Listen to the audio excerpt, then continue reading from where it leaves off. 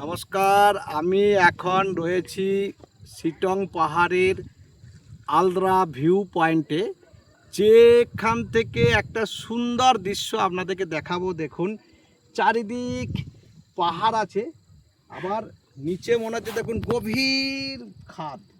এই গভীর খাদটার চারিদিক দেখুন মনে হচ্ছে বরফ, অথচ বরফ নয়, সমস্তটা হচ্ছে কুয়াশায় ঢাকা। কখনো কখনো কুয়াশা জোর ভেসে আসছে, কখনো কখনো বৃষ্টি আসছে, আবার কখনো কখনো রোদ বেরোচ্ছে।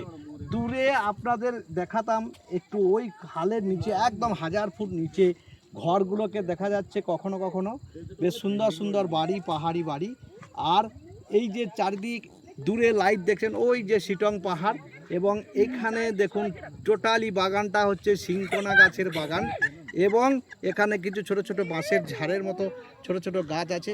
আর সামনে যেটা দেখছেন, এই যে সিঁড়ি বেয়ে বেয়ে বেয়ে বেয়ে ওপরে একদম ভিউ পয়েন্ট, যেটা আলদ্রা ভিউ পয়েন্ট, এখান থেকে সানরাইজ খুব ভালো দেখা যায়, এবং ওই দিকে দূরে আরও ভালো করে কাঞ্চনজঙ্ঘা দেখা যায়। এইদিকে দেখুন, এদিকে দেখুন গভীর খাদ, গভীর খাদটা একদম পুরো কুয়াশায় ঢেকে, অন্যদিকে মেঘ আছে। তাই এই রকম একটা মেঘ, কুয়াশা, বাতাস এবং রোদ, চারিদিক একটা সবুজে ঘেরা পরিবেশ, এত সুন্দর ভিউ পয়েন্ট। যদি কখনো আসেন তাহলে এই আলদ্রা ভিউ পয়েন্টে আসবেন, আলাদাই একটা মজা পাবেন, এবং খুব ঠান্ডা ঠান্ডা আবহাওয়া আছে, ভীষণ ভালো লাগছে। তাই সকলকে আসার জন্য অনুরোধ রইল।